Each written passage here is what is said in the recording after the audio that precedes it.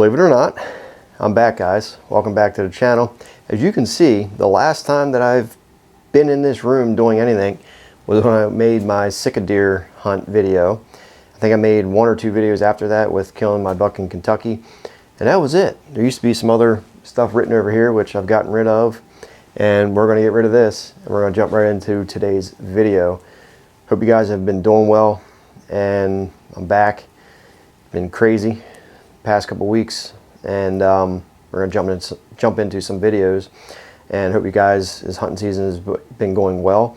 I've actually been out I've hunted one evening in the past 40 some days or so. I killed my buck in Kentucky beginning of September, and then my Pennsylvania archery season started in October. I hunted one afternoon, and then I hunted, I think that was it. So let's jump into today's video.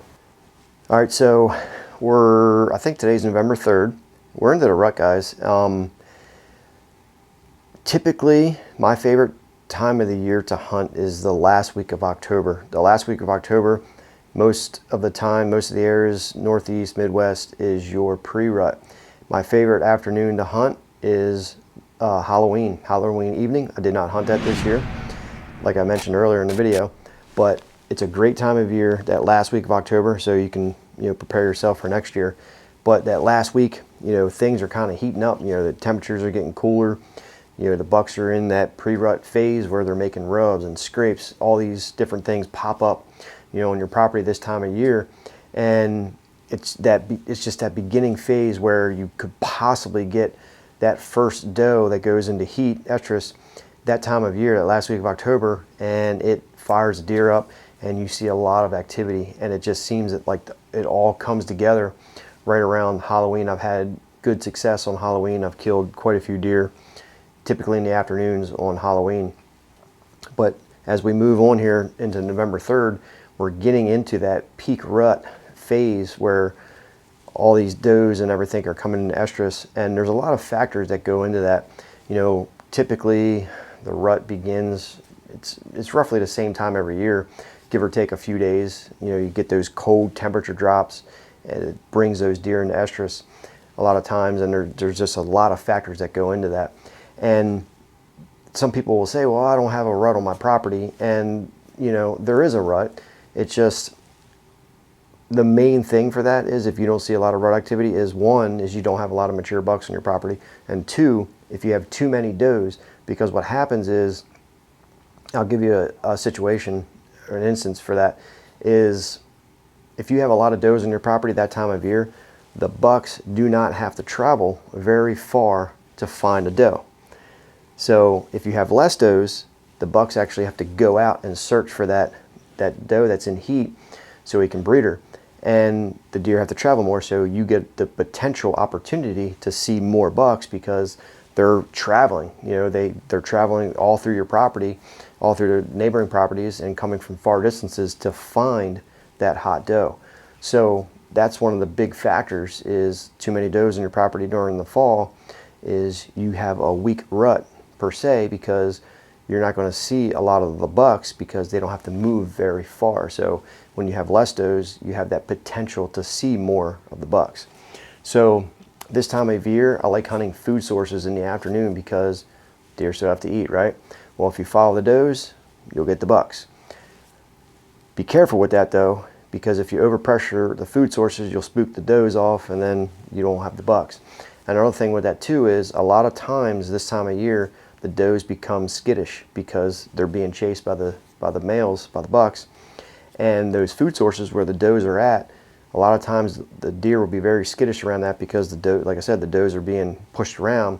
So the later you get into that first and second week in November, I've found that the less the food sources are attractive, because those does are elsewhere. They're not out in the open on those food sources, because they know if they're out in the open, they're easier to be spotted by the bucks. So they kind of leave those food sources alone. But if you catch it early, first week in November, typically those afternoon food sources can be king. I've killed a lot of bucks on food sources, that come out of the woods and they hit that open field, they see that doe, and if you get lucky enough where that doe walks by your tree stand, buck chasing her in that phase, you have good luck. You can have a shot. Number 2 is bedding areas. Bedding areas can be very strong this time of year, especially the downwind side of that bedding area where the bucks actually have to cruise downwind, send check in the bedding area to find the does. Pretty common stuff here, but sometimes, you know, we get out of that of common sense strategies, and because there's so much information out there, but when you go back to the basics, you can have good luck with it. But those downwind side of the bedding areas, even travel routes from food to bedding, where where the deer are traveling back and forth, especially the bucks, are trying to find that hot doe. So if you can get in between that, you can have good success. Number 3 is water. What happens is this time of year, I'll give you an example with 2 different properties. If you have a property where you have a lot of green food sources, a lot of vegetation, browse that's still green, then the deer aren't going to be hitting water that often because they still have the green food sources. But the further we get into the winter time, there's not green to get the moisture content. But if you have food plots, your water sources are going to be less attractive because the deer are getting their moisture content from the green food sources. So keep that in mind. Yes, in the wintertime, deer they require more water, because they're moving around, they're chasing, they're breathing hard, they're panting. I remember I was hunting Ohio years ago, and this buck was so wore out. He was just sitting there, you know, underneath my tree stand for like 2 hours, just standing there, just panting, you know, because he was just wore out. And when you do that, you need water, right? You're breathing out moisture, and your water requirements go higher. So water sources this time of year can be good. If you have a lot of green food sources, they won't be as attractive as they would be on a property that doesn't have as much green food left over.